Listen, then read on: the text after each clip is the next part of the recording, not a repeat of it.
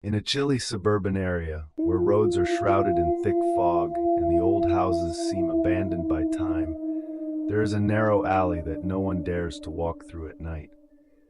This alley has no name, but the locals call it the Creepy Alley. The story of it has been told and retold many times, but no one truly knows why it carries such a terrifying name. The story begins in the 1950s when a small family moved to the area. They were a family of three: Mr. James, Mrs. Clara, and their young daughter, Emma. They had come from New York City, seeking a quiet place to live and escape the hustle and bustle of the big city. They chose to buy an old house at the end of the narrow alley. From the very first days, Mrs. Clara felt that something was wrong.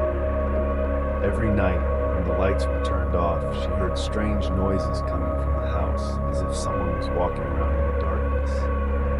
There were also faint whispers, like hushed voices. But when she opened her eyes and looked around, all she saw was silence, darkness, and faint lights. This sensation made her feel like someone was watching her from afar, but she couldn't see who it was. One night, after the whole family had fallen asleep, Mrs. Clara woke up to a strange sound. This time, the noise wasn't footsteps or whispers. It was a small, cold laugh echoing from a dark corner of the house. Mrs. Clara tried to calm herself, thinking it could be just her imagination. But no, the laughter grew clearer, and it seemed to be getting closer. Mrs. Clara sat up in bed, her eyes wide with panic, looking around the dark room. Emma, her daughter, was lying next to her, sound asleep. Mr. James was still deep in sleep, unaware of what was happening. Mrs. Clara wondered if she had heard wrong, but the laughter came again, this time clearer than ever, as though it was coming from the very room they were in. She didn't dare to move, her body stiff, her heart racing. A cold sensation spread from her throat throughout her body, and she couldn't take her eyes off the darkness in the corner of the room. Then, suddenly, the light in the room began to dim, as though an invisible force was trying to devour all before light. At that moment, a shadow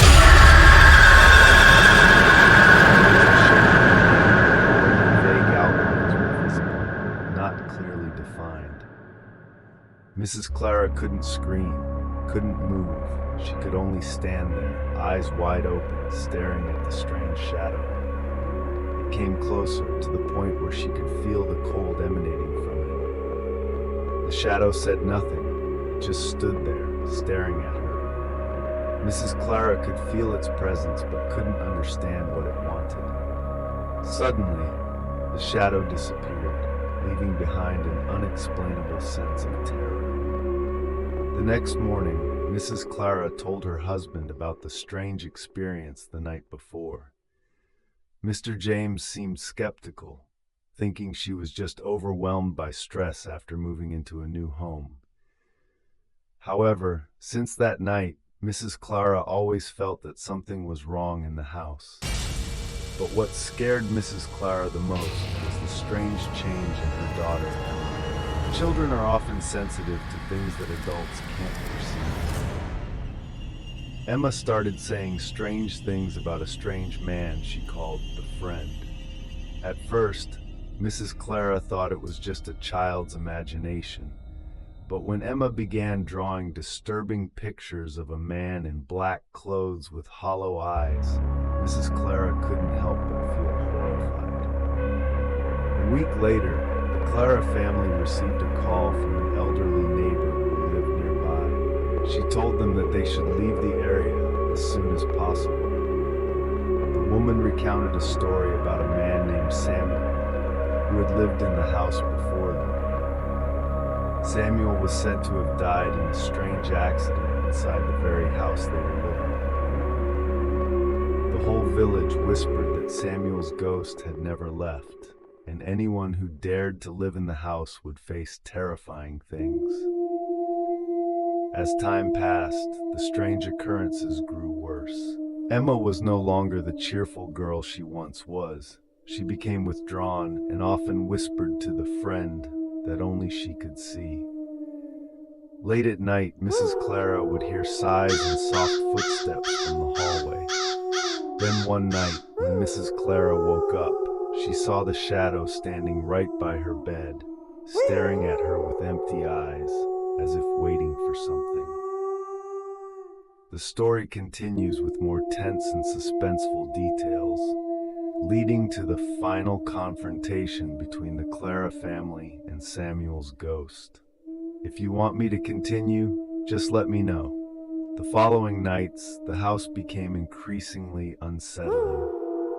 Mrs. Clara could feel an invisible force controlling the space around her, as if it were swallowing everything in darkness. The dark shadow no longer appeared only in the late hours of the night. Now, it was everywhere in the house. Every time she woke up in the middle of the night, it was always there, staring at her, never saying a word. Emma also became more and more strange. She no longer played as she used to.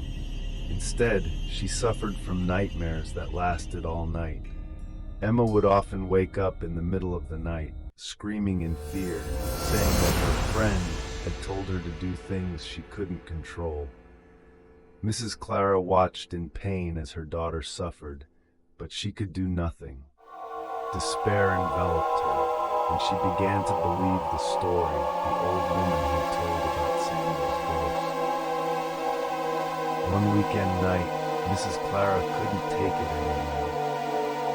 She decided to visit the elderly woman to ask more about Samuel, hoping to find a way to break free from this haunting. She took Emma with her so that the girl could show her the strange things she had been seeing. The woman, after listening to Mrs. Clara's story, paused for a long time and then spoke in a sorrowful tone. Samuel, he wasn't a normal spirit. Before he died, he was a skilled carpenter, but his life was consumed by obsessions with a piece of furniture he had made. It was a cabinet, a very special wooden cabinet that he had crafted over many years. People say that this cabinet holds a curse, a dark power that Samuel couldn't control.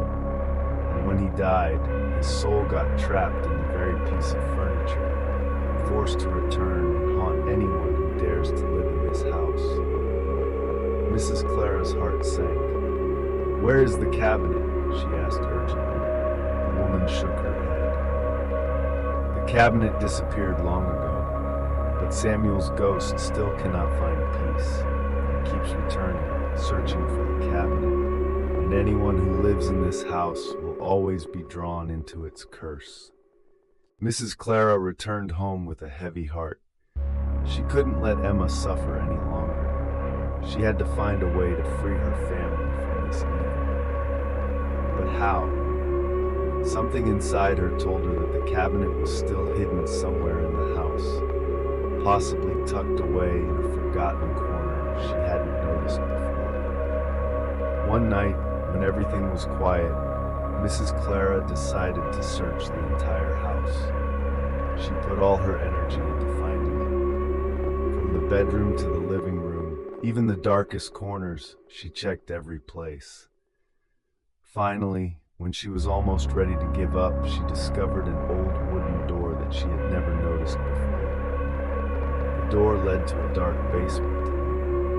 Mrs. Clara took a deep breath and opened the door. Down in the basement, the air was cold and damp. The light from her flashlight barely illuminated a small part of the vast space. And then, just as the light fell on a dark corner, she saw it. The cabinet the woman had spoken about. It stood silently in the corner, as if it had been waiting for her all along. The large, ominous cabinet with strange carvings made her feel a chill when she looked at it. Mrs. Clara moved closer to the cabinet, her hands trembling as she touched it. A cold sensation spread through her fingers. And at that moment, she felt a powerful surge of energy coming from the cabinet, as if a soul was slowly awakening.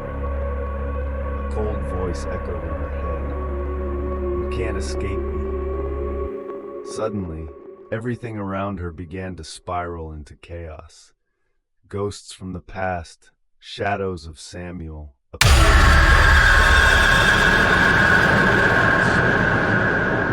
sighs and growls filled the air, making her feel submerged in terror. But Mrs. Clara couldn't stop. She was determined to break the curse to free her family. She bravely grabbed the cabinet and pushed it onto the floor. In one terrifying moment, the cabinet shattered into thousands of small wooden pieces. As soon as the cabinet broke apart, a burst of white light erupted, and the darkness disappeared in the blink of an eye.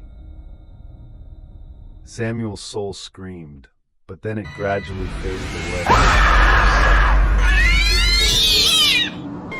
The air in the house suddenly felt lighter, as if nothing had ever happened.